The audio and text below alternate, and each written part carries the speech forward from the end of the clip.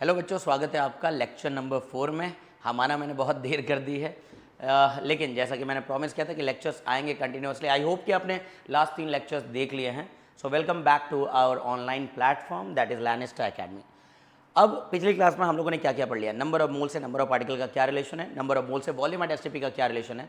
आज की क्लास होने वाली है मज़ेदार, थोड़े से कॉन्सेप्चुअल, लॉजिकली पढ़ेंगे कि मास और मोल्स में क्या रिलेशन है। ठीक है, अब मास और मोल्स को समझने के लिए, ठीक है ना, आपको बेसिक चीज़ें आनी चाहिए कि आप किसी भी एटम में कितने इलेक्ट्रॉन से, कितने प्रोटॉन से, कितने न्यूट्रॉन से ये जोड़ पा रहे होंगे, तब मैं ढंग से समझा पाऊंगा कि आखिर एक एटम का मास कैलकुलेट होकर के इतना आया है तो क्यों आया है। ठीक है, तो चलिए आइए वहाँ से शुरू करते हैं। देखिए, मैंने कुछ चीज़ें लिख रखी हैं, कुछ लिखने की ज़रूरत पड़ेगी, मैं इन बिटवीन लिखता रहूँगा। हाँ जी, तो relation between mass and number of moles क्या है देखेंगे ज़रा। मान लीजिए हमारे पास एक्स करके कोई एटम है, जेड उसका एटॉमिक नंबर है, ए उसका मास नंबर है। तो सबको पता होगा, छोटी क्लास में भी पढ़ा दिया जाता है कि नंबर ऑफ प्रोटॉन अगर निकालना है तो एटॉमिक नंबर देखना होता है, जेड देखना होता है। सो नंबर ऑफ प्रोटॉन्स किसके बराबर है? जेड के बराबर। अब एक बात बताओ, एटम पर कोई चार्ज होता है क्या? नहीं सर, जनरली एटम तो न्यूट्रल होता है। अगर एटम न्यूट्रल है तो जितने पॉजिटिवली चार्ज पार्टिकल्स होंगे उतने ही नेगेटिवली चार्ज पार्टिकल्स होंगे, मतलब जितने प्रोटॉन्स होंगे उतने ही इलेक्ट्रॉन्स भी तो होंगे।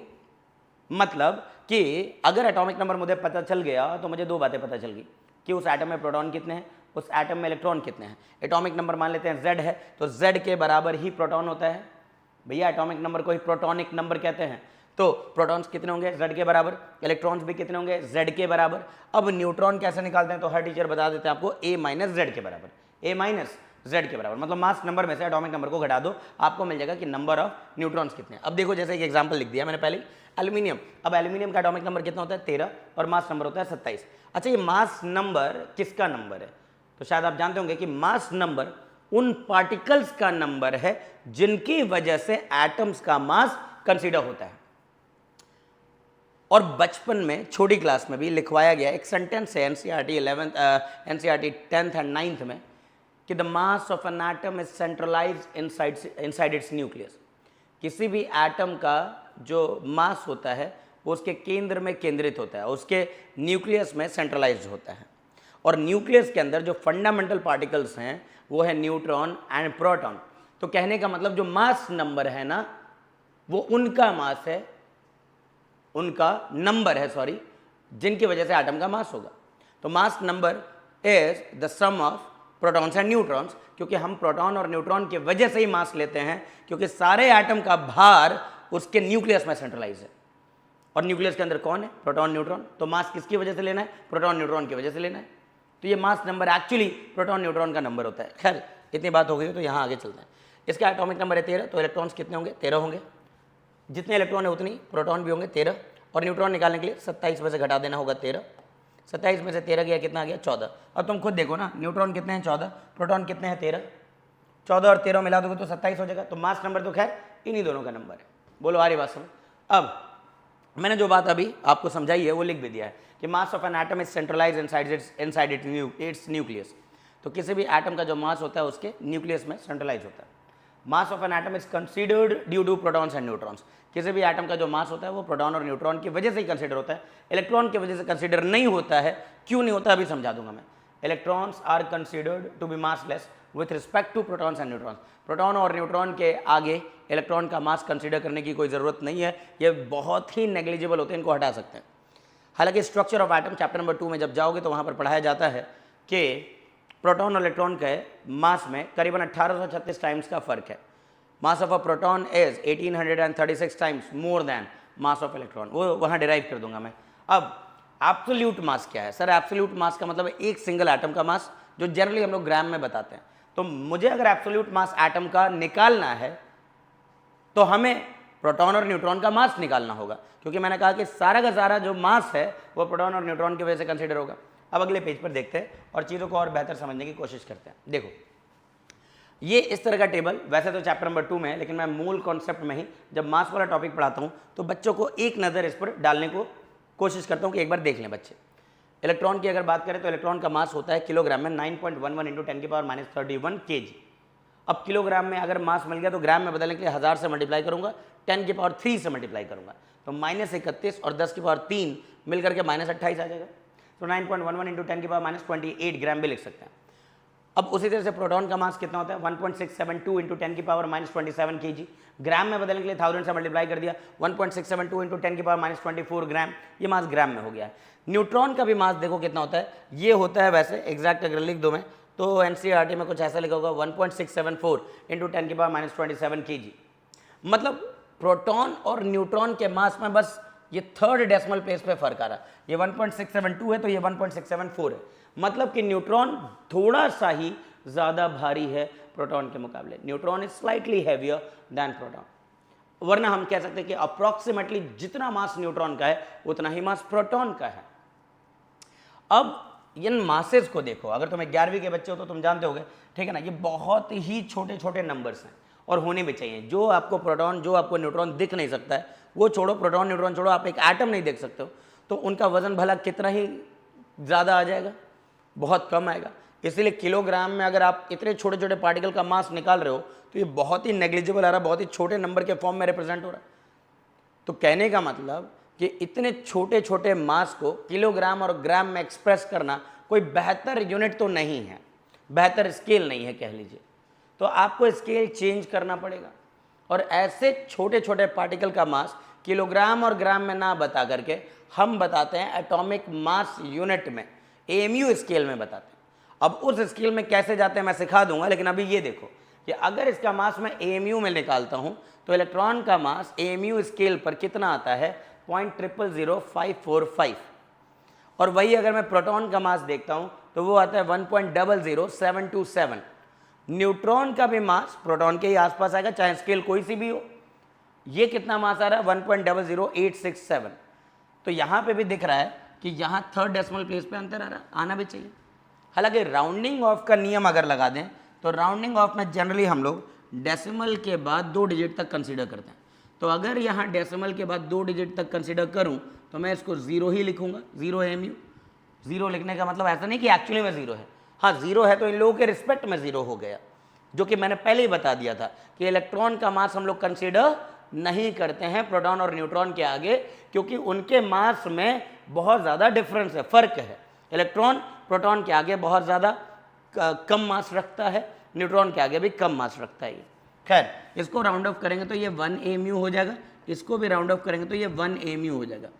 अब थोड़ा सुनने में भी आसान लग रहा है। देखो इस स्केल में प्रोटॉन का मास अगर मैं लिख रहा हूँ तो एक बड़ा नंबर आ रहा है 1 एक बड़ा नंबर है, और किलोग्राम में और ग्राम में लिख रहा हूँ तो एक बहुत छोटा नंबर आ रहा है। कुछ बच्चे 11वीं वाले कहेंगे कि ये बहुत बड़ा नंबर है। नहीं भाई, 10 की पावर -24 का मतलब हो गया कि पॉइंट के बाद ऐसे 24 बार 0 चलेगा पहले तो, और फिर आएगा 1 6 7 2, ये सब नंबर आएंगे।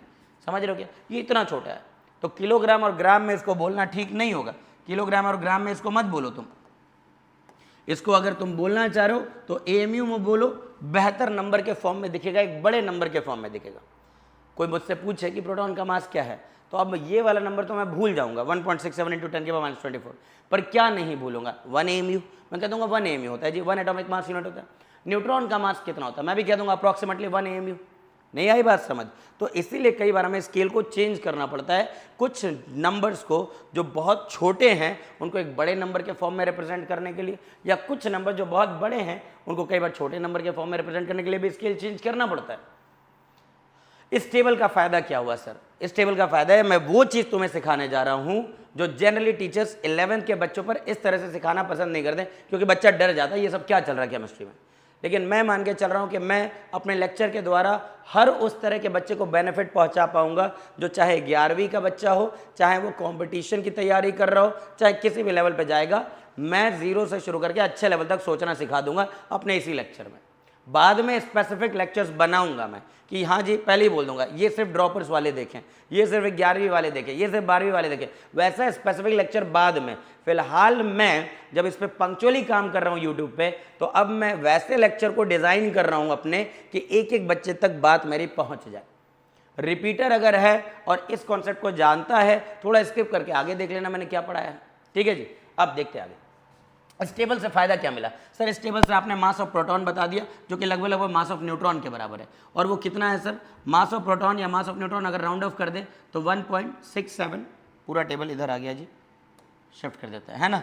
मास ऑफ प्रोटॉन या मास ऑफ न्यूट्रॉन कितना आ रहा है? 1.67, राउंड ऑफ कर रहा हूँ मैं तो 1.67 इंटू 10 की पावर माइनस 27 kg लिख सकते हो, या फिर 1.67 इंटू 10 की पावर माइनस 24 ग्राम लिख सकते हो, या 1 AMU बोल सकते हो। मतलब कि AMU और ग्राम का इंटर कन्वर्जन का फंडा मिल गया मुझे कि अगर AMU से ग्राम में जाना है तो इस नंबर से मल्टीप्लाई करना है। 1 AMU 1.67 इंटू 10 की पावर माइनस 24 ग्राम, 2 AMU 2 इंटू 1.67 इंटू 10 की पावर माइनस 24 ग्राम, 3 AMU 3 इंटू 1.67 इंटू 10 की पावर माइनस 24 ग्राम। किलोग्राम में जाना तो माइनस 27 कर देना। अब ये नंबर भी अगर तुम्हें टफ लग रहा तो मैं एक जादू बता देता हूँ, यही सारा नंबर 1 अपॉन एवोगाड्रो नंबर के बराबर आता है। कैलकुलेटर पे चेक कर लेना, अप्रॉक्सीमेटली उसी के बराबर आएगा। 1 अपॉन एवोगाड्रो नंबर ग्राम ही 1 AMU है। तो कई बार मैं ऐसे भी इस रिलेशन को भी यूज करूंगा कि 1 AMU कितना, तो मैं कह दूंगा 1/Na ग्राम। 1 AMU कितना, 1.67 इंटू 10 की पावर माइनस 24 ग्राम। ये दोनों बातें, तीनों बातें एक ही हैं। इतनी बात क्लियर हुई तो बताओ, पहले समझ आया? एक बार फिर बताओ तो मैंने क्या बताया। फिलहाल मैंने बताया किसी भी एटम का मास निकालने के लिए आपको ये पता होना चाहिए कि उस एटम के न्यूक्लियस में कितने प्रोटॉन है, कितने न्यूट्रॉन है। एक बार मुझे ये मिल जाएगा कि प्रोटॉन और न्यूट्रॉन कितने हैं तो मैं उसका मास निकाल पाऊंगा। मास किसका निकाल पाऊंगा? मास प्रोटॉन का, मास न्यूट्रॉन का निकालूंगा, दोनों को जोड़ दूंगा तो मुझे पूरे एटम का मास मिल जाएगा। सर आपने इलेक्ट्रॉन को क्यों नहीं जोड़ा? क्योंकि इलेक्ट्रॉन का मास इनके आगे नेग्लिजिबल है, इसको हटा दो तुम, इसको देखो ही मत तुम। ठीक है सर, आप समझ आ गया। तो अगर मान लीजिए किसी के एटम के अंदर, किसी के एटम के न्यूक्लियस में 4 प्रोटॉन है, 5 न्यूट्रॉन है। क्या बोला? 4 प्रोटॉन है, 5 न्यूट्रॉन है, सब मिलाकर के 9 पार्टिकल्स हो गए न्यूक्लियस में। तो इसका मास नंबर 9 आ रहा होगा। मास नंबर 9 आ रहा है तो मास 9 AMU हो जाएगा। सर 9 AMU कैसे हो गया? फिर से समझाइए। 4 प्रोटॉन, एक प्रोटॉन का मास 1 AMU, तो 4 प्रोटॉन का मास 4 AMU। 5 न्यूट्रॉन, एक का होता है 1 AMU, न्यूट्रॉन का भी मास लेवल है वो 1 AMU है, तो 5 न्यूट्रॉन का मास 5 AMU हो गया। तो मतलब कि उसके न्यूक्लियस में जो टोटल भार है, वजन है प्रोटॉन न्यूट्रॉन का, 4 AMU प्रोटॉन, 5 AMU न्यूट्रॉन, दोनों जोड़ दीजिए, 9 AMU का न्यूक्लियस है उसका। और हम पढ़ेंगे भी चैप्टर नंबर 2 में कि एटम का जो मास है वो न्यूक्लियस की वजह से होता है। तो 9 AMU बोल देना। कितना आसान हो गया, तुम देखो। तुम्हें क्या देखना है? प्रोटॉन कितना है। तुम्हें क्या देखना है? न्यूट्रॉन कितना है। दोनों का मास, दोनों के नंबर्स को जोड़ दो और AMU लिख दो, आंसर आ गया जी। अच्छा, इतना ही आसान है। तो मतलब मुझे प्रोटॉन और न्यूट्रॉन देखना आना चाहिए, प्रोटॉन और न्यूट्रॉन का नंबर जोड़ना आना चाहिए। और अभी हमने क्या सीखा? प्रोटॉन न्यूट्रॉन का नंबर जुड़ जाए तो मास नंबर मिल जाता है। प्रोटॉन न्यूट्रॉन का नंबर जुड़ जाए तो मास नंबर मिल जाता है। तो इसलिए ये सभी एटम का मास नंबर तुम याद रख लो। देखो, मास कैलकुलेट करना एटम का इतना डिफिकल्ट नहीं है। हम एक एक एटम का मास निकाल लेंगे, चाहे वो कितने ही छोटा सा छोटा एटम हो, सिर्फ याद रखना पड़ेगा मास नंबर। ठीक है ना? गला खराब हो जाता है भाई रात भर पढ़ा करके, लेकिन कोई बात नहीं। अब इधर देखिएगा जरा, पहले बेसिक्स आपके क्लियर किए हैं मैंने। अब इन सवालों में आपसे क्या निकलवा रहा हूँ, मैं ये समझाना चाह रहा हूँ कि इसके अंदर ये मास नंबर याद है तो आप एटम का मास निकाल पाओगे। देखो, जैसे मैं पूछूं प्रोटॉन कितने हैं, तुम कहोगे 12। मैं पूछूं इसके अंदर न्यूट्रॉन कितने हैं, तो तुम कहोगे मास नंबर में से एटॉमिक नंबर घटाइए, 24 माइनस 12। इलेक्ट्रॉन कितने थे? सर इलेक्ट्रॉन भी तो उतने ही होंगे जितने कि प्रोटॉन होंगे, मतलब 12। अरे बोलो हाँ या ना। लेकिन मुझे इस 12 इलेक्ट्रॉन का मास निकालना होगा तो मैं बोल दूंगा अप्रॉक्सीमेटली 0। एक इलेक्ट्रॉन का 0 AMU स्केल में 0 ही बोलेंगे अप्रॉक्सीमेटली। तो 12 प्रोटॉन का मास कितना आएगा? 12 AMU। 12 न्यूट्रॉन का मास कितना आएगा? 12 AMU। सब जोड़ देंगे तो मास कितना आएगा? 24 AMU। ये 24 क्या है? इसका मास नंबर। अरे बोलो ना यार, बात समझ आ रही क्या? तो कहने का मतलब हो गया कि अगर मैं न्यूक्लियॉन्स जोड़ दूं, क्या तुम न्यूक्लियॉन्स शब्द जानते हो? न्यूक्लियॉन्स मतलब न्यूक्लियस के अंदर रहने वाले पार्टिकल, न्यूक्लियस के अंदर रहने वाले पार्टिकल न्यूक्लियॉन्स कहलाते हैं। न्यूक्लियस के अंदर प्रोटॉन और न्यूट्रॉन है तो इनको हम न्यूक्लियॉन्स कहते हैं जनरली। तो न्यूक्लियॉन्स मतलब प्रोटॉन प्लस न्यूट्रॉन का नंबर, और ये आ जाएगा सर 12 12 24। ये जो ऊपर लिखा हुआ नंबर है ना, यही प्रोटॉन और न्यूट्रॉन का नंबर है यार, सीधी सी बात कर रहा हूँ मैं।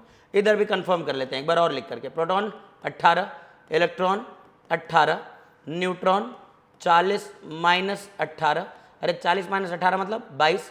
अब मुझे बताओ, 18 प्रोटॉन इसके न्यूक्लियस के अंदर है, 18 प्रोटॉन का मास 18 AMU और 22 न्यूट्रॉन है, इसका मास हो जाएगा 22 AMU।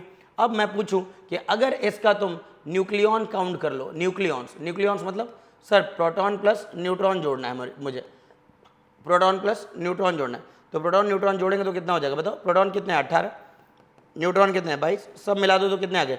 40। मास नंबर देखो इसका 40 है कि नहीं है, यही तो मैं सिखाना चाह रहा हूँ।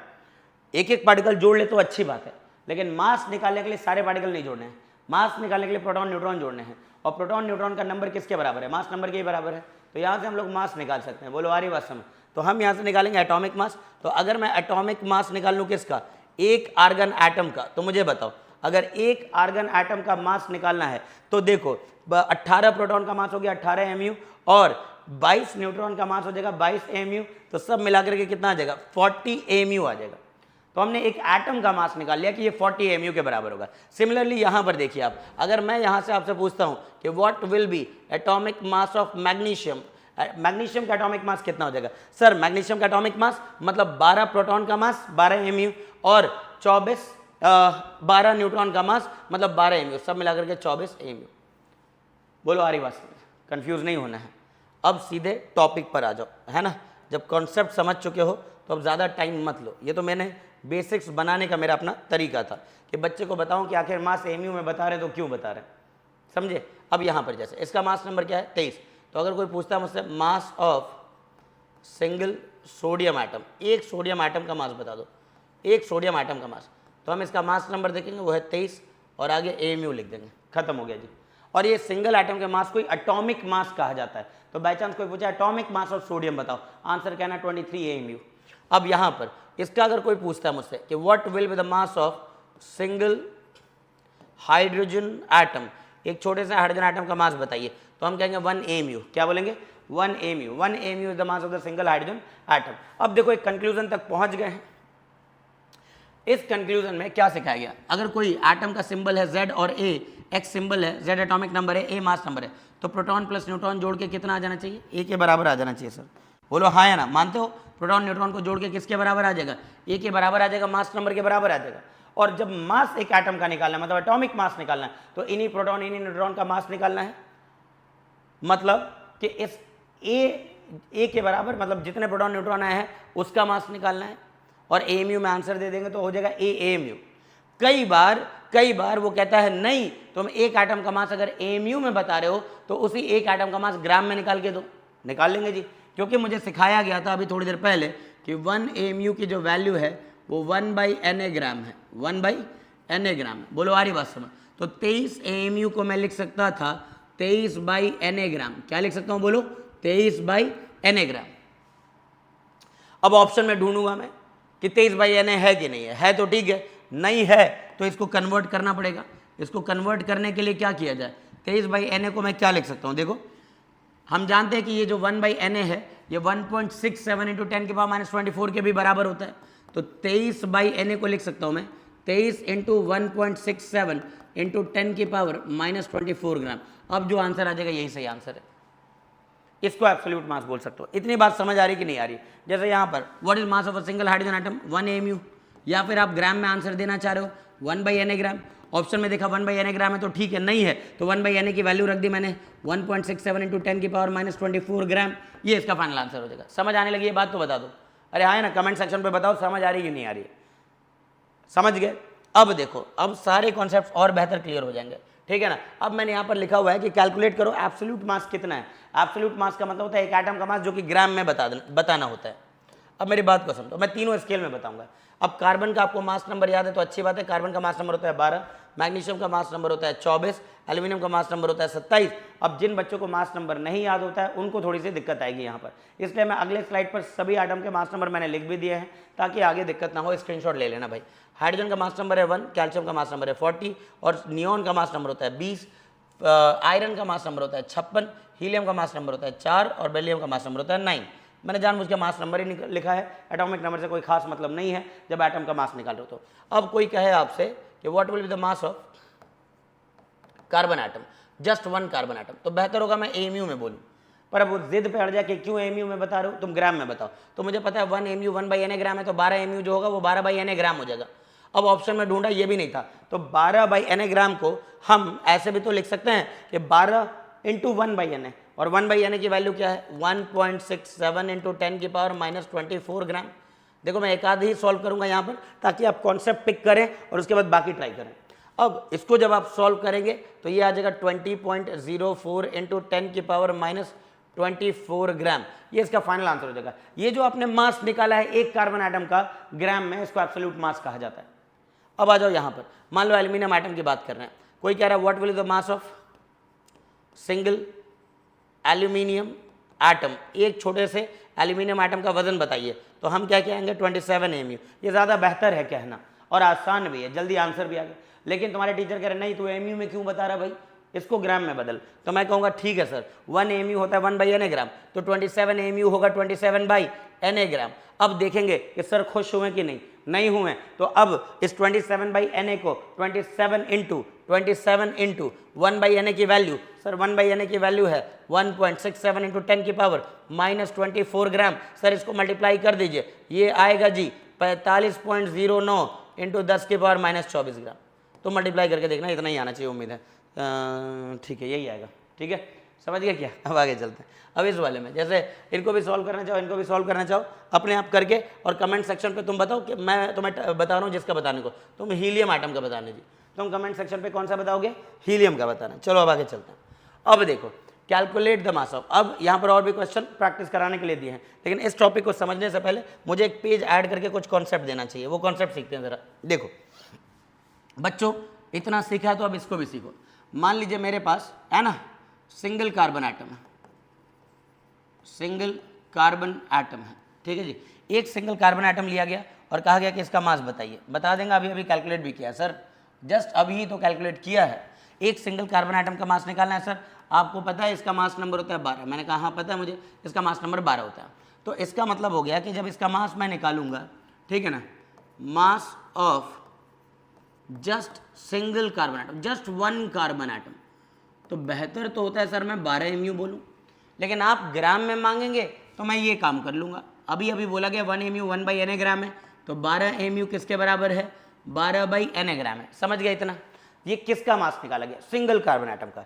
अब सवाल बदल दिया तुम्हारे टीचर ने, उन्होंने देखा कि इसको एक एटम का तो मास निकालना आ गया है, अब मैं इसको उलझाऊंगा, अब मैं इसको डिफरेंट एटम्स का मास निकालने को टारगेट दूंगा। मैं सीधे टॉपिक पर लेके चलता हूं। अगर कोई कह देता है कि नहीं जी इस बार आपके पास ना एक कार्बन एटम नहीं है, आपके पास एक मूल कार्बन एटम है। देखो टॉपिक भी यही चल रहा है, मूल्स और मास में क्या रिलेशन है। सो अब कहा गया कि एक मूल कार्बन एटम्स हैं, एक मूल कार्बन एटम्स है, इनका मास बताना है। मैंने कहा ठीक है सर अभी बता देता हूं आपको। एक मूल कार्बन एटम्स का मास निकालना है, तो एक मोल में कितने पार्टिकल होते हैं? सर एक मोल में एवोगाड्रो नंबर के बराबर पार्टिकल होते हैं। ये तो मैंने पहले ही सिखाया, लेक्चर 1 पे जाके देखिए आप लोग, लेक्चर 2 पे मेरे ख्याल से अभी 3 लेक्चर अपलोड हुए, चौथा आज का है। प्लीज़ देख के आया करो, मज़ा ना आ गया ना इस लेक्चर में, क्वालिटी कंटेंट अपलोड कर रहा हूँ, थोड़ा कई बार ऑक्यूपाइड होने की वजह से टाइम कम मिल रहा है, मेरी बात को समझो, ठीक है ना। लेकिन फिर भी तुम साथ दो, ऑब्जर्व करो, सारे लेक्चर को पढ़ो, नोट्स रिवाइज करते रहो, और जल्दी जल्दी भी लेक्चर आएंगे। बस दिक्कत ये है भाई, सुबह 8 बजे से रात के 9 बजे तक तो लगातार क्लास हो जा रही है।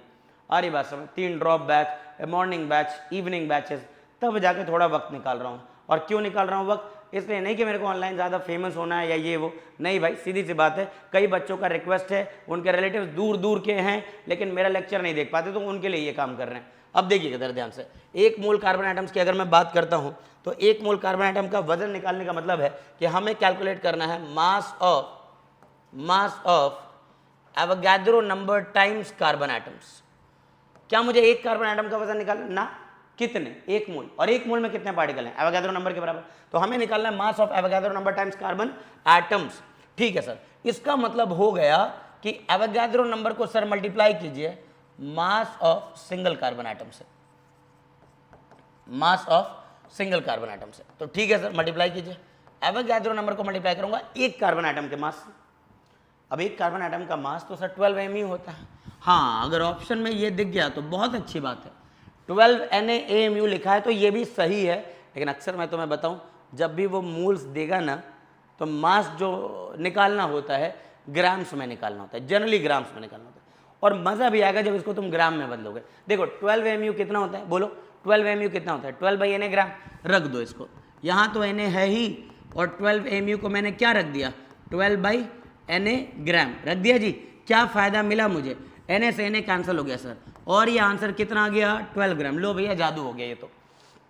हाँ सर, ये जादू ही है, और आसान भी है, ये केमिस्ट्री के भाई, ठीक है ना। कॉन्सेप्ट ऐसे हैं कि जो डिफिकल्ट लगता है वो भी आसान हो जाता है। और मेरे साथ पढ़ोगे तो पहले तो मैं एक्चुअल लॉजिक समझाऊंगा, बाद में इतना आसान कर दूंगा कि यही याद रख लो, बहुत इफेक्टिव है याद रखने से भी। कार्बन का मास नंबर क्या है? 12। कार्बन का मास नंबर क्या है? 12। तो इतना इसका मतलब ये कि अगर कोई एक कार्बन आइटम का मास पूछेगा तो एमयू में बता दो, वो ज़्यादा आसान है।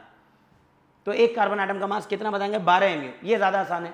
रादर दैन सेइंग कि 12 बाई n ग्राम, या rather than calculating the exact value 12 into 1.67 into 10 की पावर माइनस 24 ग्राम, जो कि मल्टीप्लाई करके आ रहा था जी 20.04 इंटू 10 की पावर माइनस 24 ग्राम। ये बोलने में वक्त लग जा रहा है ना मुझे, ये बोलने में वक्त लग जा रहा है। एक कार्बन आइटम का मास तो 12 mu जल्दी बोल पा रहा हूँ, लेकिन ये 12 इंटू 1.67 इंटू 10 की पावर माइनस 24 फिर कैलकुलेट किया और फिर बोला टाइम लग रहा है यार। एक मोल कार्बन आइटम्स, अब ये जब पूछेगा तो मेरे दिमाग में एक मोल में Avogadro number particle, Avogadro number के बराबर कार्बन आइटम है, एवोगैड्रो नंबर को मल्टीप्लाई करूंगा एक कार्बन आइटम के मास से, और मुझे याद है 12 mu, तो ठीक है, Na मल्टीप्लाइड बाई 12 mu, ये बात सही है। लेकिन देखो इसको एक डिफरेंट यूनिट में बदलो, mu में मत बोलो तुम इसको ग्राम में बदलो, और ग्राम में बदलो तो देखो 12 ही आ जा रहा है, और हमारे एक तीर से दो निशाने वाली बात हो गई। इसका मास नंबर खाली मैंने बोला था याद रख लो, तो अगर तुम्हें मास नंबर याद है तो इसी मास नंबर के आगे अगर mu लिख दिया जाए, u लिख दिया जाए, तो ये एक एटम का मास हो गया, और इसी मास नंबर के आगे ग्राम लिख दिया जाए तो अब ये एक मोल का मास हो गया। देखो कितना आसान हो गया। मतलब सर आप ये कह रहे हो ना, मतलब आप ये कह रहे हो ना कि अगर मान लीजिए, देखो कंक्लूजन क्या मिला ये समझना। चलो अगले पेज पे चलते हैं, ठीक है। मतलब मैं कहीं ना कहीं ये कह रहा हूँ कि अगर मान लो मैं बात कर रहा हूँ एल्यूमिनियम आइटम की, तो एल्यूमिनियम का एटॉमिक नंबर है 13, मास नंबर है 27। तो यहाँ से अगर कोई मुझसे पूछ रहा है कि मास बताना है एक एल्यूमिनियम आइटम का, mass of just one aluminium item, sir just एक एल्यूमिनियम आइटम, तो ये ज़्यादा बोलना आसान है 27 mu। लेकिन कोई कह दे नहीं तुम मास बताओ एक मोल का, कि एक मोल अगर एल्यूमिनियम आइटम से तो इसका कितना वजन आएगा, तो मैं कह दूंगा 27 ग्राम। और वैसे मैं तुम्हें बताऊं एक मोल के मास को मोलर मास कहा जाता है। मोलर, मोलर शब्द का मतलब एक मोल के लिए, मोलर शब्द का मतलब एक मोल के लिए। आगे जैसे जैसे बढ़ोगे molar heat capacity, molar conductivity, ये सारे टर्म्स आने लगेंगे, मोलर वॉल्यूम, ये सारे टर्म्स आएंगे, समझ गए। अब जैसे मान लीजिए आपके पास है बेरिलियम आइटम, बेरिलियम का मास नंबर होता है 9, तो अब कोई कह रहा है कि what will be the mass of one beryllium item, one beryllium item, तो हम कहेंगे ये है 9 mu। और कोई कहे what will be the mass of one mole beryllium items, one mole beryllium atoms, तो हम कहेंगे 9 ग्राम। कितना? 9 ग्राम। ये बहुत इंपॉर्टेंट चीज़ है, याद हो गया तो बहुत आसान भी है, क्वेश्चन करना आसान है। और तुम्हें पता है ना जब तुम एक मोल का वजन निकाल पा रहे हो तो तुम कितने भी मोल का वजन निकाल लोगे। कोई कह देता है आपसे कि अच्छा एक मोल एल्यूमिनियम का 27 है ना, तो 2 मोल का बता दो, तो हम कहेंगे 2 मोल का वजन 54 ग्राम आएगा, 27 का दुगना। 3 मोल का वजन 27 का 3 गुना, 27 इंटू 3 कर दो, और ग्राम। जब भी मोल दे रहा तो आंसर ग्राम में दिया करो। 3 मोल का वजन 3 इंटू 27 ग्राम, 4 मोल का वजन 4 इंटू 27 ग्राम, 5 मोल का वजन 5 इंटू 27 ग्राम, खत्म। कौन सा आइटम है उसका मास नंबर याद होना जरूरी है। मतलब अब जो एक फाइनल कंक्लूजन मिला है ना, वो फाइनल कंक्लूजन क्या मिल रहा है वो देखो। सर कंक्लूजन कुछ ऐसा आपने निकाल दिया है अब हमारे लिए, और हमारे लिए बहुत सारा कॉन्सेप्ट समझना और सीखना आसान कर दिया। वो क्या है जी? वो ये है कि अगर सर एटम वही आपने एक्स जो माना था वही है, जेड एटॉमिक नंबर है और ए मास नंबर है, तो यहाँ से हम एक एटम का भी मास निकाल लेंगे, एक मोल का भी मास निकाल लेंगे। अगर कोई मुझसे कहता है mass of just one x atom बताओ, जस्ट एक एक्स एटम का मास बताओ, तो सर एक एक्स एटम का मास ए के आगे ए म्यू लिख देने से हो जाएगा, हाजिर हो जाएगा। पर बाद में जब ग्राम में बोलेंगे तो कन्वर्ट कर लेंगे। और अगर कहा गया कि mass of one mole x atoms निकालो, एक मोल एक्स एटम्स का मास, तो इसी ए के आगे ग्राम लिख दो तो हो जाएगा। मेहनत ही कम करनी पड़ी। अगर इतना कॉन्सेप्ट क्लियर हो गया तो दिक्कत ही नहीं आएगी जी। अब क्या करें? अब मैं जितने एटम्स हैं, है ना, कम से कम मैं मानता हूँ 11वीं में इतने सालों में पढ़ाने के बाद कि अगर मेरा बच्चा ना अगर 20 तक के एटम का मास नंबर वगैरह याद रखता है ना, तो चीज़ें आसान हो जाएंगी। तो मैं यहाँ पर आपको क्या लिख के दे रहा हूँ? मैं यहाँ लिख रहा हूँ जी कि आपके पास कौन कौन से एटम्स हैं, और उसके बाद आप निकालेंगे मास of single atom, mass of single atom, just single atom, एक एटम का मास। सर किस स्केल में बता दूं मैं? ये बता दो तुम ए म्यू में। और वही mass of one mole atoms, पर ये किस स्केल में बताऊं सर? ये ग्राम में बताओ भाई, इससे बढ़िया कुछ हो ही नहीं सकता। अच्छा ठीक है, अब हम क्या करेंगे? ये जब हम समझ गए हैं, एक बार ये टेबल देख लो, उसके बाद तुम कभी भूल नहीं सकते, इतना समझ लेना। ठीक है जी। अब थोड़ा इस लाइन को सीधी कर ले क्या? ये ठीक है।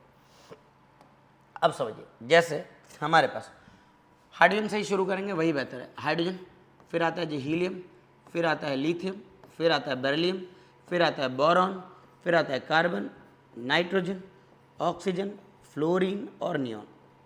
ठीक है, इनका मास नंबर याद है तो अच्छी बात है।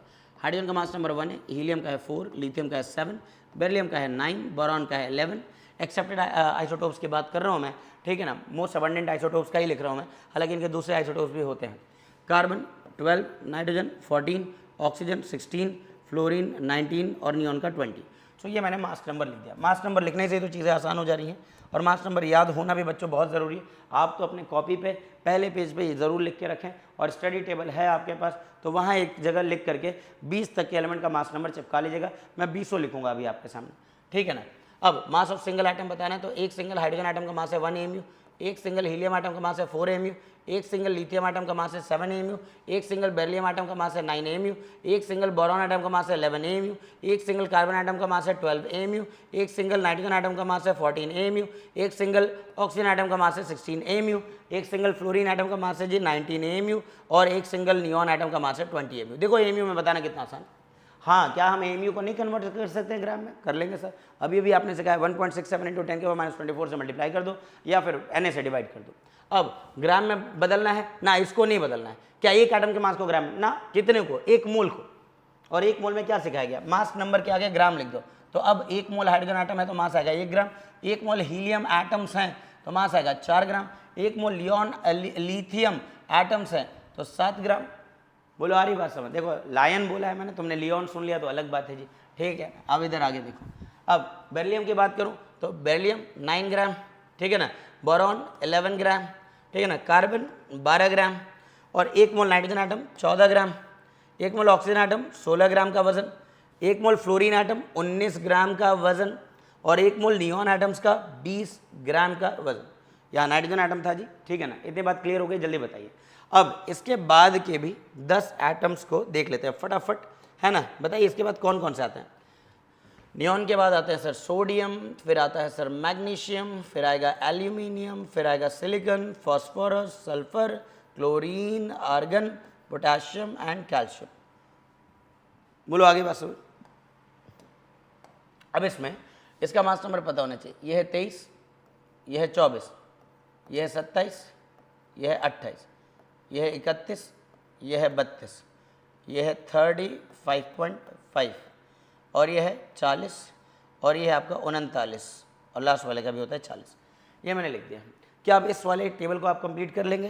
हाँ, ये तो आप खुद से भी करेंगे क्योंकि मैंने सिखा ही दिया है। क्या कॉलम बनाया था हम लोगों ने? आपको बताना है मास ऑफ सिंगल आइटम। किस स्केल में बताना है एक सिंगल आइटम का मास? सर हमें बताना है AMU में, और AMU में जितना ऊपर लिखा उसके आगे AMU लिख दो यार। और अगले कॉलम में आपको बताना है मास ऑफ 1 मोल एटम्स। इसको किस स्केल में बताएंगे सर? इसको बताएंगे आप ग्राम्स में। कुछ नहीं करना है, ग्राम्स में। अब जब 1 मोल का पता चल गया तो कितने भी मोल का आप निकाल सकते हो। बोलो आ रही बात समझ? अब इसके बाद हम देखते हैं कि आगे कैसे सवाल हैं। अब जैसे यहाँ पर आपके कॉन्सेप्ट को चेक करने के लिए कुछ सवाल मैंने पहले से लिख रखा है, एक बार आप इसको स्क्रीन पर देखिए और फिर बताइए।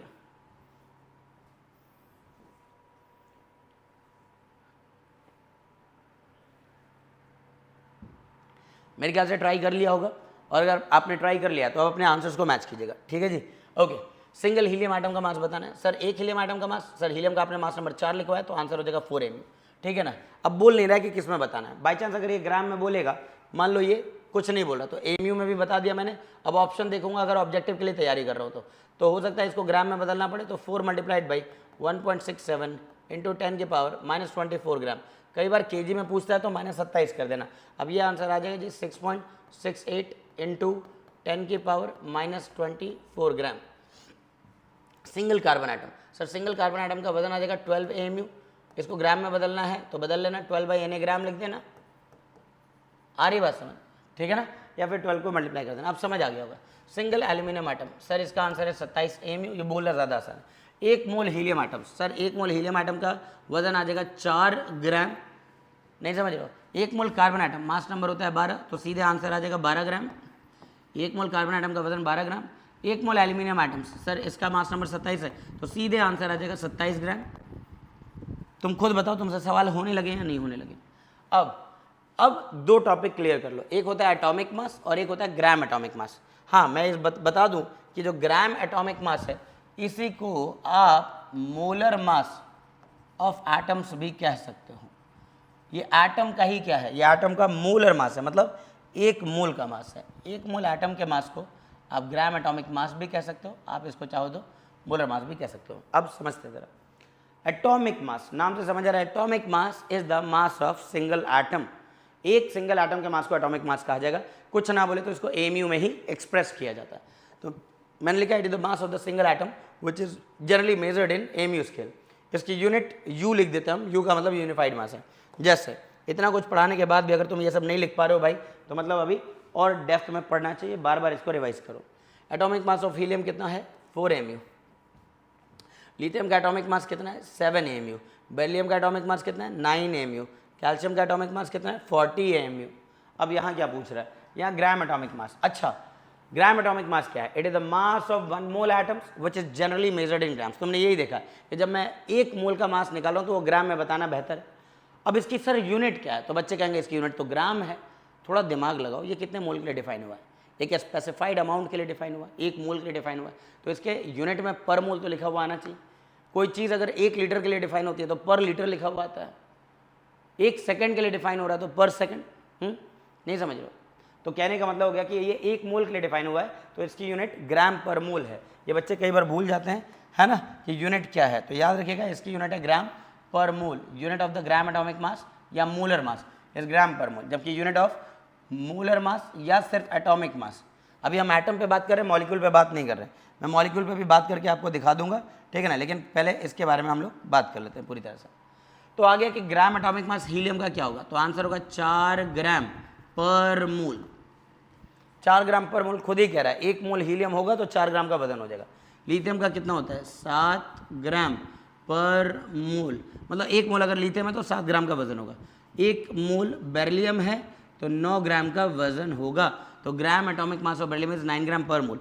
ग्राम atomic mass of calcium is 40 gram per mole. बात इतनी क्लियर है? जल्दी बताएंगे। अब आगे चलते हैं जी, आगे चलते हैं, ज़रा देखेंगे।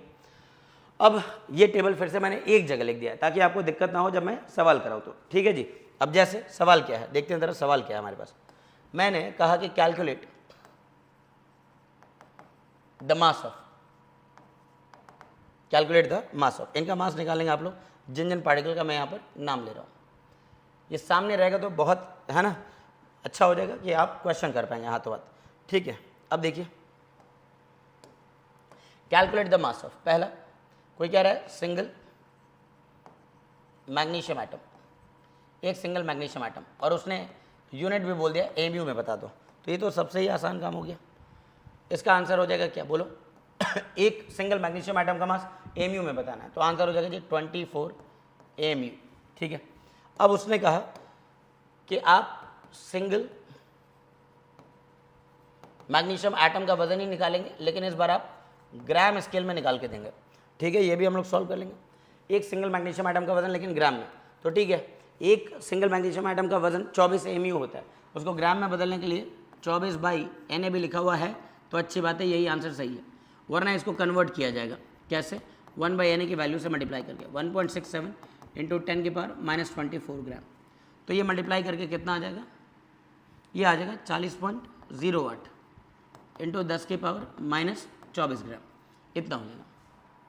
अब तीसरा सवाल, सवाल से ही सीखोगे तुम, समझना, ठीक है ना। खाली कॉन्सेप्ट जान जाने से और सवाल ना करने से नहीं हो सकता है, यही अंतर आता है। कई बार मैंने बच्चों से सुना है, देखो ऑफलाइन बैच भी पढ़ाता हूँ मैं, तो कई बच्चों को देखा है कि ऑनलाइन लेक्चर तो देखा है सर, चैप्टर भी कंप्लीट है, पर जब वो मेरे ऑफलाइन बैच को ज्वाइन करते तो मैंने एक चीज़ नोटिस किया, क्वेश्चन सॉल्विंग एप्टीट्यूड उनके कमज़ोर है।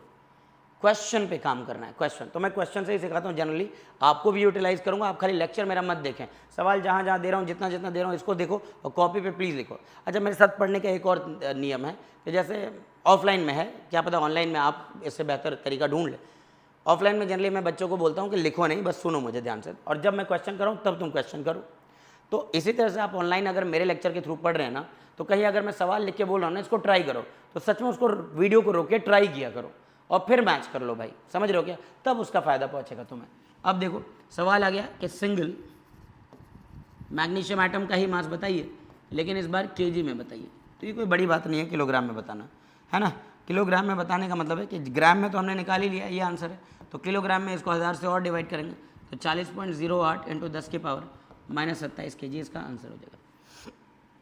अब देखो, अगर ये सवाल होता कि नहीं आप 1 मोल मैग्नीशियम एटम्स का वजन निकालो, 1 मोल मैग्नीशियम एटम्स का वजन निकालो, ठीक है सर, ये भी निकाल लेंगे। एक सिंगल मैग्नीशियम एटम का वजन अगर 24 AMU है तो 1 मोल मैग्नीशियम एटम्स का वजन 24 ग्राम हो जाएगा। ये सिखा दिया है तो अब डायरेक्ट यूज़ करो, बार बार क्यों वो कैंसिल करके Na से Na दिखाओगे तुम, दिमाग चला लो। 1 मोल मतलब ये मोलर मास पूछ रहा, और मोलर मास इसका 24 ग्राम होगा, 1 मोल का मास 24 ग्राम आ जाएगा। अब एक और सवाल इसमें ऐड करते हैं। इस बार सवाल है 5 मोल मैग्नीशियम एटम्स। ये बिल्कुल वैसे पढ़ा रहा हूँ कि एक 11वीं का बच्चा भी सीखेगा, और आगे देखो हर तरह के क्वेश्चन तुम्हें दिखेंगे, टेंशन मत लो। 5 मोल की बात कर रहे हैं अगर, तो 5 मोल का मास निकालने के लिए क्या करूँगा, 1 मोल का होता है सर 24। अब देखो यूनिट डायमेंशन क्यों इंपॉर्टेंट होता है ये भी समझा दो। आप अगर 1 मोल का मास जान गए हैं और आपसे 5 मोल का पूछा जाए तो 5 से मल्टीप्लाई करना पड़ेगा। तो कहीं ना कहीं एक फॉर्मूला मिल रहा है कि अगर मुझे मास निकालना है ना तो मुझे बता दो कि नंबर ऑफ मोल्स तुम्हारे पास कितने हैं, ठीक है, नंबर ऑफ मोल्स बता दो, और मुझे 1 मोल का मास बता दो। अब 1 मोल के मास को हम क्या बोलते हैं, मोलर मास कहते हैं सर। मतलब नंबर ऑफ मोल्स को मोलर मास से मल्टीप्लाई करने पर मास मिलेगा, ठीक है सर। नंबर ऑफ मोल्स आपके पास कितने हैं सर, 5 मोल। 5 मोल बोला है ना तुमने, तो मैंने जानबूझ के मोल लिखा है, हालांकि लिखने की कोई ज़रूरत नहीं है, पर फिर भी समझा देता हूँ, डायमेंशनली करेक्ट फॉर्मूला ये 5 मोल। मोलर मास बताओ, मोलर मास मतलब ग्राम एटॉमिक मास, एटम के लिए ग्राम एटॉमिक मास, मॉलिक्यूल के लिए ग्राम मॉलिक्यूलर मास लिखूंगा मैं, देखते रहना। तो मोलर मास किसका, मोलर मास मैग्नीशियम का, 1 मोल का मास मैग्नीशियम का 24 ग्राम पर मोल। मैंने बोला था यूनिट होती है, याद करो मैंने क्या बोला था, पर मोल इसकी यूनिट है, बोला था ना। पर मोल क्यों ज़रूरी है अब तुम्हें थोड़ा बहुत समझ आएगा, पर मोल आखिर में क्यों लिख रहा था, देखो ज़रा ध्यान से। ये है 5 मोल, वो है 24 ग्राम पर मोल, दोनों मल्टीप्लाई होगा तो मोल और पर मोल क्या हो जाएगा, कैंसिल आउट हो जाएगा। और देखो यहाँ पे 5 मल्टीप्लाई हो रहा है 24 यानी कि 120, और बचा हुआ क्या रह गया, ग्राम, तो इसका आंसर हो गया 120 ग्राम। बात क्लियर है, इसलिए फॉर्मूला सही है। नंबर ऑफ मोल की यूनिट है MOL और मोलर मास की यूनिट है ग्राम पर मोल। इसकी है MOL और इसकी है ग्राम पर मोल और मोल कैंसिल, ग्राम में आंसर आ गया। समझ गया मेरी बात को। अब अगर ये समझ आ गया तो फिर से अब हम देखने जा रहे हैं, ठीक है ना, अगले पेज पर। देखिए ये ज़रूर एक फ़ोटो अपने पास रखिए, ये बहुत काम की चीज़ आपके लिए। अब जैसे कुछ सवाल हैं आगे वो देखिएगा। सवाल है कि आपको कैलकुलेट करके क्या देना है, कैलकुलेट द मास ऑफ, कितने क्वेश्चन किए थे अभी हमने, टोटल किए हैं 5 क्वेश्चन। नेक्स्ट क्वेश्चन पर आते हैं, हर एक तरह के पार्टिकल्स पर सवाल करते हैं। आपसे कहा गया 1 मोल हीलियम एटम्स है, इसका मास बताइए। अगला बंदा कह रहा है नहीं 3 मोल हीलियम एटम्स है, ठीक है। कोई कह रहा है नहीं 5 मोल हीलियम एटम्स का मास बता दो। ऐसा नहीं कि मैं एटम चेंज नहीं कर सकता हूँ, पहले एक आध पे प्रैक्टिस करा दूँ, फिर तो मिक्स टाइप के क्वेश्चन कर लेंगे। कोई कह रहा है नहीं जी आधे मोल हीलियम एटम्स का मास बता दो, ठीक है। नेक्स्ट सवाल, अब जब नंबर ऑफ मोल्स की बात आ गई ना जी, तो नंबर ऑफ मोल्स हो सकता है दे दे डायरेक्टली, हो सकता है ना दे। अब जैसे यहाँ ऐसे लिख करके दे दे कि 3.011 इंटू 10 की पावर 23 हीलियम एटम्स का वजन बता दो, मास बता दो। अब देखो कैसे एक कॉन्सेप्ट से दूसरे कॉन्सेप्ट की तरफ जा रहे हैं। अब इस बार नंबर ऑफ एटम दे दिया आपको, नंबर ऑफ एटम दे रहा है तो नंबर ऑफ एटम से मोल्स ऑफ एटम मिल जाएगा, मोल्स ऑफ एटम से मास मिल जाएगा। क्योंकि अभी अभी हमने सीखा है मोल से मास कैसे जाते हैं। मोल से मास जाने के लिए मोलर मास से मल्टीप्लाई किया जाता है, अभी ये सिखाया था मैंने। अब मान लो ये लिख के दे रहा है 12.044 इंटू 10 की पावर 23, है ना, 10 की पावर 23 हीलियम एटम्स हैं। पहले इस पेज पे तो हीलियम की कहानी को समझ लो अच्छे से। अब सवाल को सॉल्व करने की कोशिश करते हैं, ठीक है ना। देखो जी 1 मोल हीलियम एटम का मास निकालना है, ठीक है सर। तो अभी अभी एक फॉर्मूला आ गया था कि अगर आपको मास निकालना है सर तो नंबर ऑफ मोल्स को मल्टीप्लाई कर दीजिए किससे, मोलर मास से, सही है। नंबर ऑफ मोल्स किसके, हीलियम की बात हो रही है तो कितने दिए गए 1 मोल, और मोलर मास कितना होता है इसका 4, और आंसर किस में आ जाएगा, ग्राम में। अभी बताया था कि इसके मोल को ग्राम पर मोल से कैंसिल आउट किया जा सकता है। इसमें जो 1 मोल है और इसमें जो ग्राम पर मोल है वो कैंसिल हो जाएगा, ग्राम में ही आएगा। तो इतना ध्यान रखना कि मास तो ग्राम में ही आएगा जब मोल्स दे रहा। तो सवाल में किसी भी सैंपल का मोल दिया है और मास पूछ रहा है और तुम मल्टीप्लाई कर रहे हो मोलर मास से, तो आंसर ग्राम में आएगा, सही है। जनरली हम लोग मोलर मास ग्राम में ही निकाल के चलते हैं, किलोग्राम में निकालना तुम्हारी मर्जी, तुम निकाल सकते हो।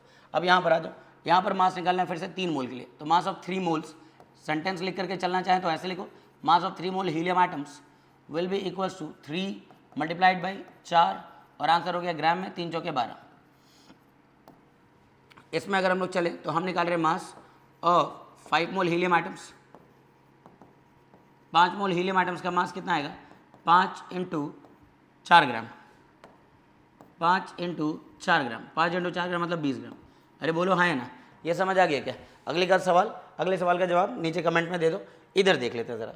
सर इसमें ना आपने नंबर ऑफ मोल्स नहीं दिया है, इसमें नंबर ऑफ मोल्स नहीं दिया, क्या दिया है नंबर ऑफ पार्टिकल। तो नंबर ऑफ पार्टिकल से क्या निकालेंगे नंबर ऑफ मोल्स। ठीक है सर, कैसे निकालेंगे? तो हम पहले निकाल लेते हैं नंबर ऑफ मोल्स। क्या हम पहले से भी जानते हैं कि नंबर ऑफ मोल्स निकालने के लिए नंबर ऑफ पार्टिकल्स को एवोगाड्रो नंबर से डिवाइड कर दो। अरे ये पढ़ाया तो है मैंने, नंबर ऑफ पार्टिकल को किससे डिवाइड कर दो एवोगाड्रो नंबर से। तो number of moles of helium atoms के लिए number of helium atoms must be divided by Avogadro's number.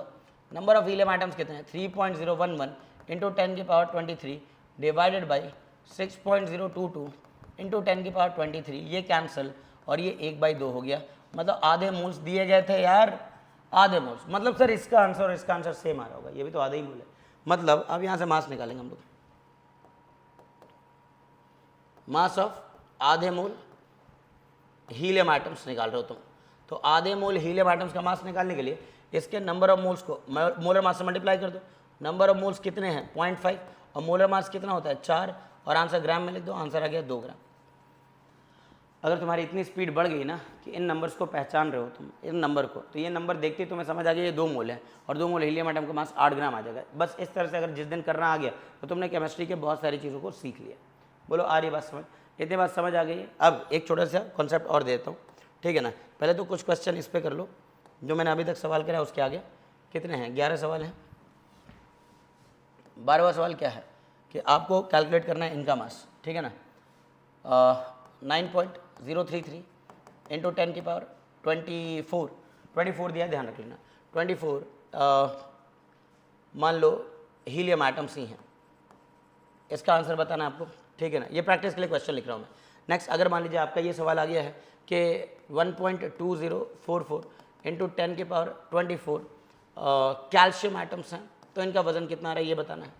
Number 14 ये आपसे कह रहा है कि 3.011 इंटू 10⁻24 नियॉन एटम्स हैं, तो इसका वजन कितना आ रहा होगा ये बताएंगे आप लोग। कमेंट सेक्शन में ट्राई भी करो ना यार, बहुत ही आसान है। बाकी मैं तो है ना वीडियो तुम पॉज करके ट्राई करना, क्योंकि मैं आंसर बिना पेन चलाए आपको बता दूंगा, ठीक है ना।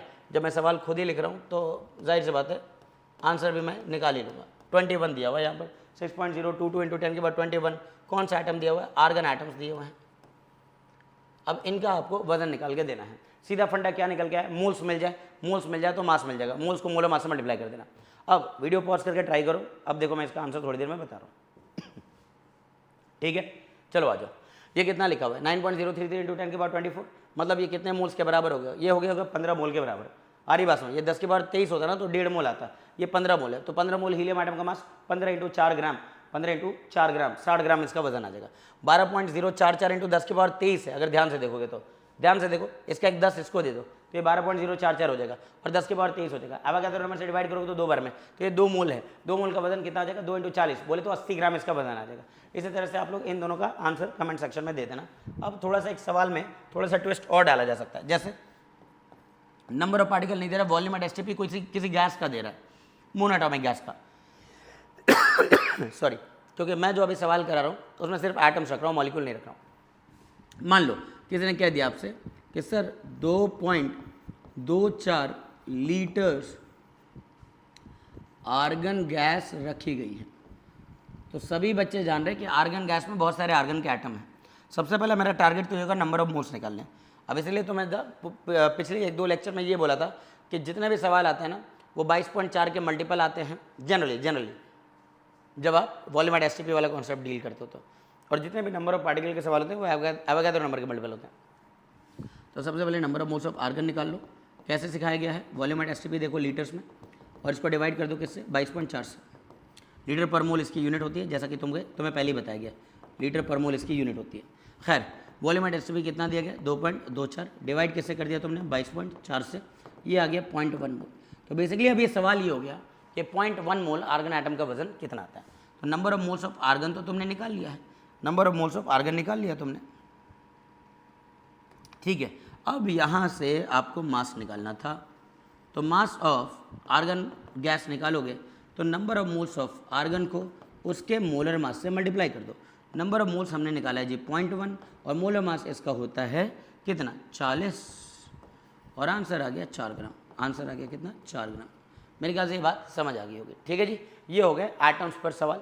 अब इसके बाद मॉलिक्यूल्स पर सवाल आते हैं। जिनको एटम्स का कॉन्सेप्ट आ गया वो मॉलिक्यूल का भी कॉन्सेप्ट जान जाता है। एक एटम का जिसने वजन निकाल लिया है अब वो मॉलिक्यूल का भी वजन निकाल लेगा। जैसे देखो एक एटम का मास जनरली हम लोग एएमयू में बता रहे थे, तो एक मॉलिक्यूल का मास भी हम लोग जनरली एएमयू में ही बताएंगे। मास हम बताएंगे एएमयू में। बोलो आ रही बात समझ। जैसे अब मैं यहाँ पर क्या कर रहा हूँ, छोटे छोटे मॉलिक्यूल्स दे रहा हूँ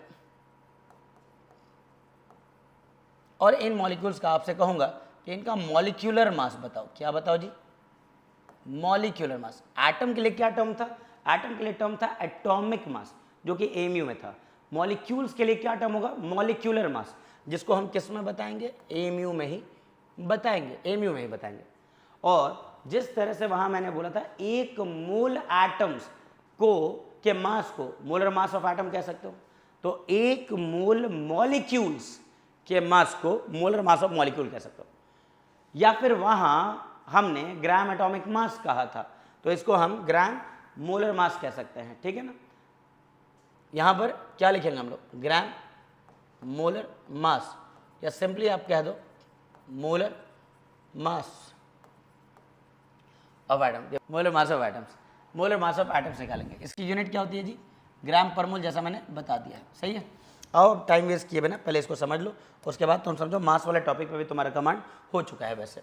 अब छोटे छोटे मॉलिक्यूल से शुरू करो। H2 है ना, O2, O3, N2, P4, S8 ये सब होमो एटॉमिक मॉलिक्यूल्स है। कुछ हेटेरो एटॉमिक पर आते हैं, carbon monoxide, nitrogen monoxide, HCl है ना, MgO, ऐसे बहुत सारे मॉलिक्यूल्स हो सकते हैं। तो अब जिन बच्चों को अभी तक मास नंबर नहीं याद हुआ है इनको तो दिक्कत हो जाएगी जी।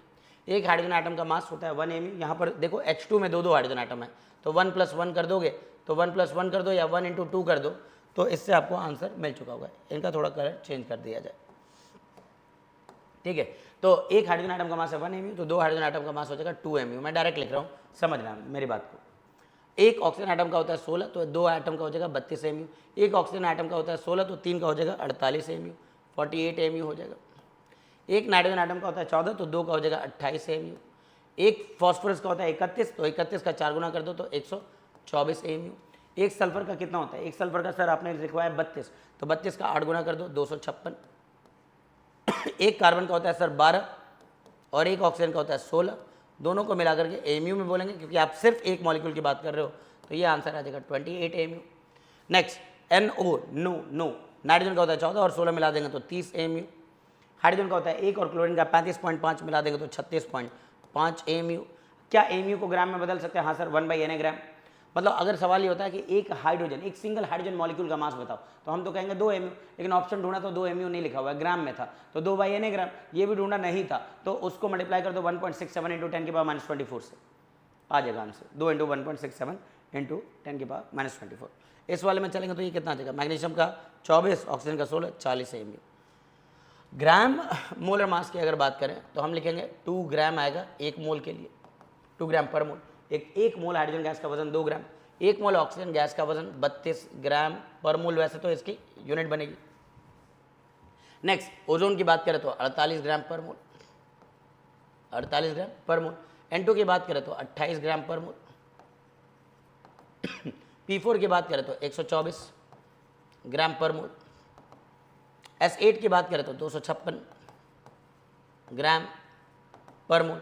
S8 के बाद कार्बन मोनोऑक्साइड की बात करें तो 28 ग्राम पर मोल। ये कहलाएगा इसका मोल मास। और जब तुमने एक मोल का मास निकाल ही लिया है तो कोई मुझसे 50 मोल का पूछता है, मैं मल्टीप्लाई कर दूंगा, आंसर आ जाएगा जी मेरा। सीधी बात है, बस इतना ही कॉन्सेप्ट सीखना था आप लोग को।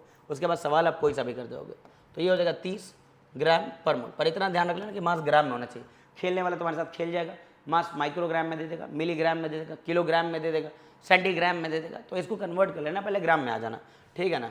फिर ये हो जाएगा आपका 36.5 ग्राम पर मोल और फिर 40 ग्राम पर मोल। ये कम से कम इतना आना चाहिए। मेरे ख्याल से ये बात आप लोगों को समझ आने लगी होगी अच्छे से। बोलो हाँ है ना। तो ये कुछ मोलर मास निकाला हम लोगों ने।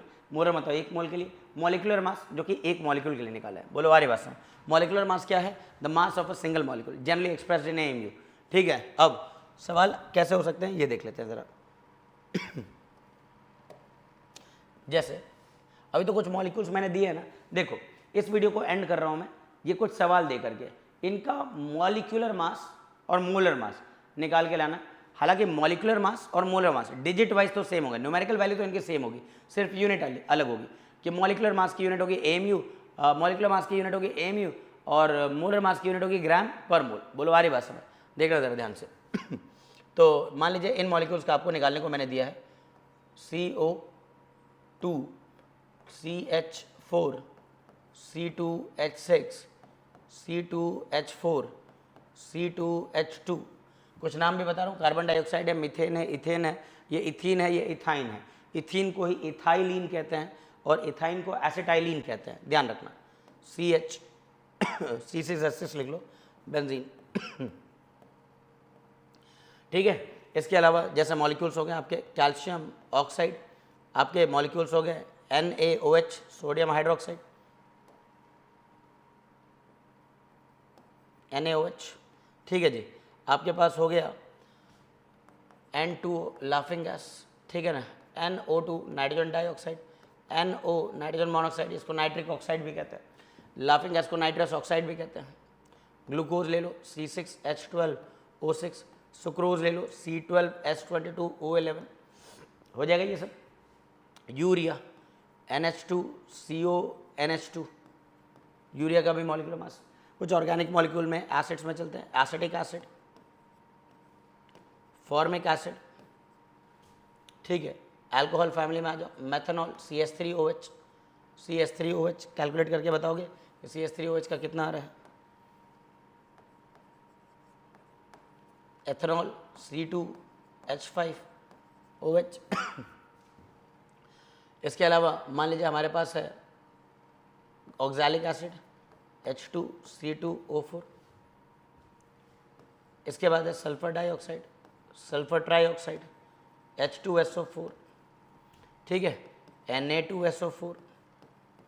हालांकि मैं आपको हिंट दूंगा, अगर आप ऐसे बच्चे जो एक एक का जोड़ रहे हैं तो ये मत करो। मान लो तुमने SO2 का निकाल लिया तो इसमें H2O का और जोड़ दो, SO3 का निकाल लिया तो H2O जोड़ दो, H2SO4 मिल जाएगा। H2SO4 मिल गया तो 2 हाइड्रोजन का घटा दो तो इसका मिल जाएगा, SO4 का मिल जाएगा, उसमें 2 सोडियम का जोड़ दो। ऐसे भी स्पीड बढ़ा सकते हो तुम अपनी। Calcium sulphate, magnesium sulphate, carbonic acid, sodium carbonate, ठीक है जी, सोडियम बाइकार्बोनेट, कर पाओगे ये सब। नाइट्रिक एसिड, नाइट्रस एसिड, कुछ हाइड्रेटेड सॉल्ट भी ले लो CaSO4.2H2, gypsum, potash alum K2SO4 dot Al2SO4 whole thrice dot 24H2। Mohr salt सुना होगा आप लोगों ने, फेरस सल्फेट। मोहर सॉल्ट का फॉर्मूला क्या होता है? Ferrous sulphate, ammonium sulphate, hexahydrate, यही होता है हेक्साहाइड्रेट। हाँ, तो बात कर रहे थे हम लोग, अभी हमारी आपस में बात हो गई थी तो मत सुनना, ठीक है ना। FeSO4 dot NH4 whole twice SO4 dot 6H2, इनका कैलकुलेट करना है। बताओ इतनों का कैलकुलेट कर पाओगे? इनका मास निकालना है, हो जाएगा। ये तुम्हारा लास्ट रहेगा आज का, फिर उसके बाद इसको मैं एक्सटेंड करूँगा, है ना। मोल लगभग ख़त्म हो गया है, मोल में इतनी जो डेप्थ दे रहा हूँ वो देखते रहो, कोई दिक्कत नहीं आएगी तुम्हें, ठीक है। Thank you so much. आप कमेंट ज़रूर कीजिए, आपको वीडियो पसंद आ रही तो आप जितना डिमांड करेंगे उतने मैं हाजिर होने की कोशिश करूँगा। रिस्पॉन्ड नहीं करोगे, शेयर नहीं करोगे, लोगों को नहीं बताओगे कि हाँ जी कंटेंट कैसा है, पसंद आ रहा है ना, ये ज़रूर बताओ पसंद आ रहा है कि नहीं आ रहा है, समझा पा रहा हूँ कि नहीं समझा पा रहा हूँ। क्योंकि देखो हमें भी सीखने में 10-12 साल लगे हैं, तो अब मेरी पूरी कोशिश होती है कि जो चीज़ें इंपॉर्टेंट है वो डायरेक्ट तुम तक दे दिया जाए। बोलो आ रही बात। Thank you so much for being here. अब मेरी ज़बान भी लड़खड़ा रही है, नींद भी आ रही है और गला भी बैठ रहा है। Thank you.